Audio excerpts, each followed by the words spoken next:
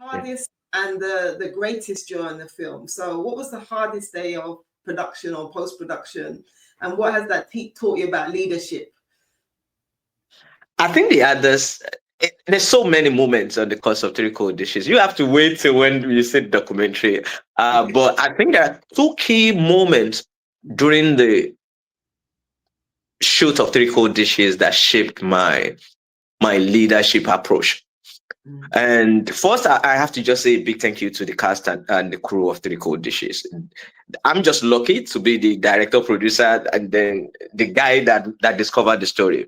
But this film is more of the crew story as much as it's my project. It's more of the cast project as much as I've seen a crew member that was employed and then in the course of telling Three Cold Dishes moved to become an executive producer. Same for crew. Like the DP is now an executive producer on Three Cold Dishes.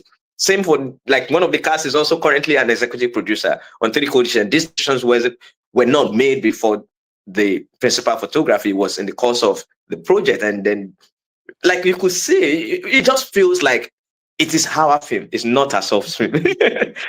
So like two moments that really shaped that. I think the first were they were so close. The first was the accident. So we had a very we had an accident on Three Cold Dishes and we lost everything. We lost an entire equipment truck. I mean, 16-wheeler right off in the middle of nowhere in the Republic of Benin. Yeah, light, grip, generator right off.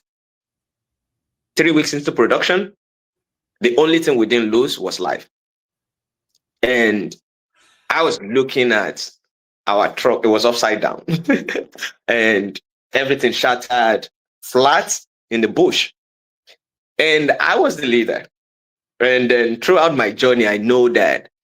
And we had about like 120 to about like 130 people on this trip.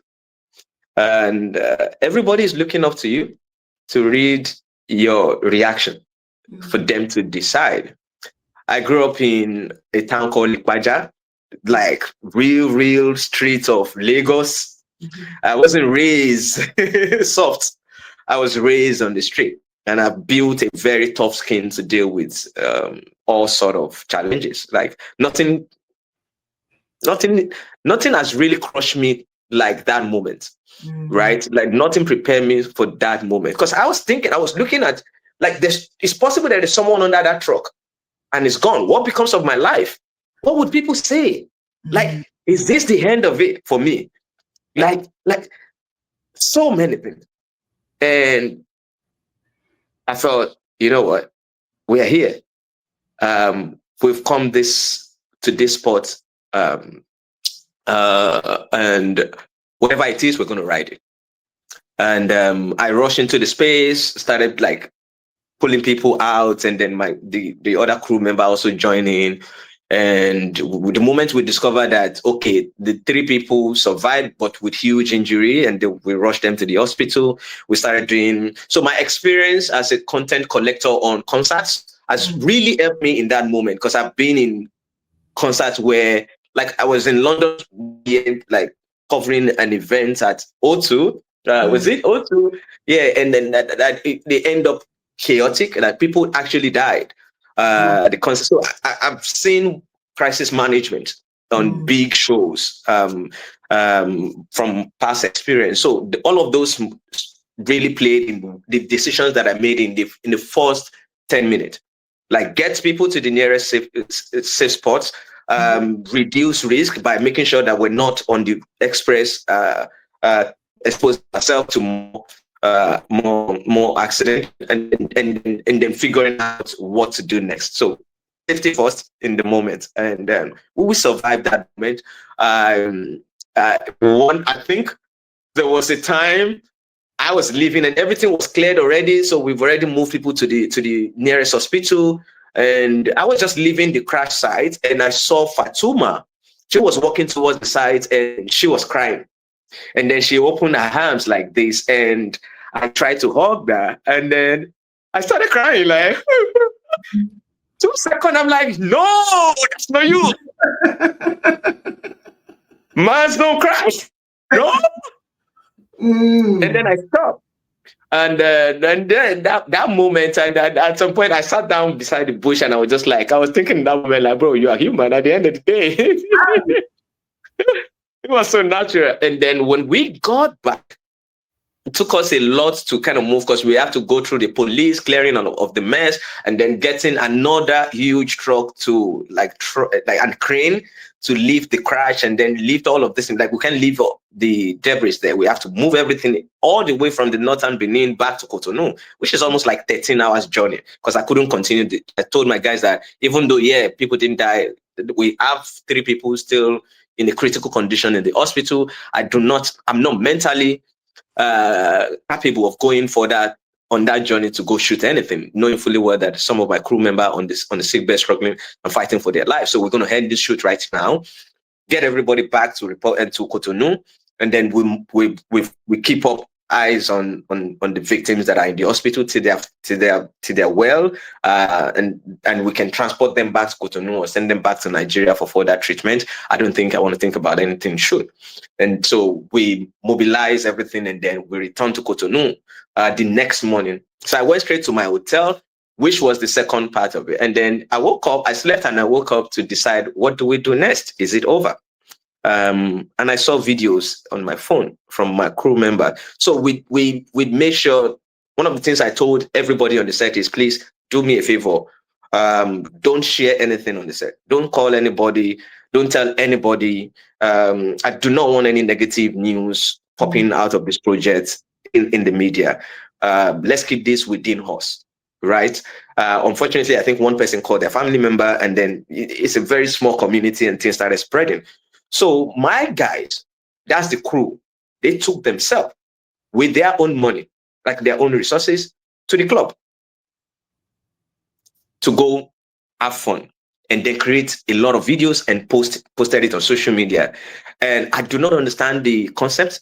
And then the production coordinator sent me a message, said, we have to do this because someone called home, and there's some people already calling him to ask what's going on. We had an accident happen. And so if people see all of us in the club having fun, there's no way anybody want to assume something of that magnitude happen on the set. I'm like,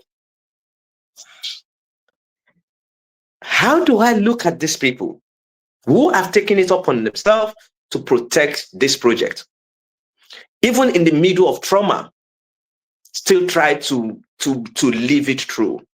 How do I look at them and say, it's over? There's no way. There's no way.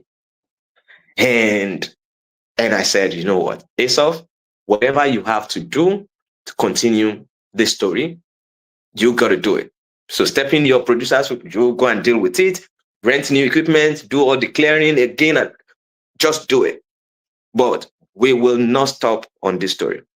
3 Cold Dishes doesn't end here. In fact, it begins here. And then that was the first moment, right? And then the second great moment was the second day. So we were, okay, now that we have to continue, we have to also de-risk. We splitted the crew, and we're sending about like 50 crew members back to Nigeria. We made an arrangement for logistics for them so that we reduce our risk, because now we're about to travel even like 4 more borders. So the lesser people that I have to look after, the better. So we can also hire new assistants in some of these other countries. And then we read this riot out in the group, and then everybody left their hotel, packed their bags, they dropped their bags in front of the front door of the hotel and disappeared. Nobody want to go home. Like, we were literally begging some of the crew members to please, like, you've already made your part. Like, your name is on the project, your credit is on the project, nothing is changing that. This is just a strong logistic decision that we have to make to continue further. And it was just only one person out of 50 people that entered the bus. In fact, the driver called me at the border, Lagos to Benin, Cotonou, Lagos border, that, sir, there's only one girl in the 2 coastal buses, and she's just been crying since. I'm like, where are the rest? They said they didn't enter the bus. Like, people just disappeared. They didn't want to go home. I'm like, okay, turn back, bring the lady, bring her back. And then I went back to the hotel, talked to everybody, why we have to make this decision, blah, blah, blah, blah, blah. And then people were like, okay, what if we take it upon ourselves and use our money to transport ourselves to Ivory Coast? Can we still join the team? I'm like, if I'm going to a war and I need soldiers, these are the kind of people I want to ride it with. I look at my my production coordinator. He was giving me a high, like, don't. He knows what I was about to say. Don't, Asa, please, don't. It's going to be tough. Let's not do this. I said, I'm sorry. Ladies and gentlemen, we all go to Ivory Coast. Whatever, but I have to make sure that everybody understands what we're about to enter. Whatever you think that we have experienced as at this moment, it's a fraction of what we could deal with in Ivory Coast. So if I'm going to want to do this again or find new talents to support in Ivory Coast, I would love to use people that have this kind of mindset. And then if I have it right now, why do I have to throw it away? Whatever we have to find to make sure that we all, the same people that started this project, finishes the project, I would make it happen. And I look at them. I'm sorry, guys. I'm sorry, because it makes it very difficult for the logistic team and the production coordinators. But I was happy that I made that decision, and the decision was backed in the fact that we have crew members who took this project on their head to want to see it through. And then in some of the moments that was challenging on the set, we didn't even see it. We were laughing it through and we were enjoying it. There are days we weren't even shooting in Ivory Coast. We'll go on the field and go and play football and have fun and come back. Okay, it's what it is. When we're ready, are we all mentally ready? We go back and continue the shoot. And those are like two moments that really shaped my leadership on Three Code. And when I was doing their interviews and they kind of start talking about why they didn't quit, even when it became harder, it was also how I was able to undo some of this movement. I'm just happy that at least I followed basic instinct and make the right decisions in those two moments. Powerful. I'm like, I have a couple questions left, but I almost want to drop the mic right there. That is phenomenal. We talk a lot. We're on LinkedIn. We're on LinkedIn Live, where lots of people are leaders, CEOs, and we talk a lot about emotional intelligence and the importance of being able to have these abilities, which they're not soft skills, they're critical. As you just described, they're life-saving skills, and the ability to have them as a leader and take teams in the ups and downs of emotions. You just wrote the book.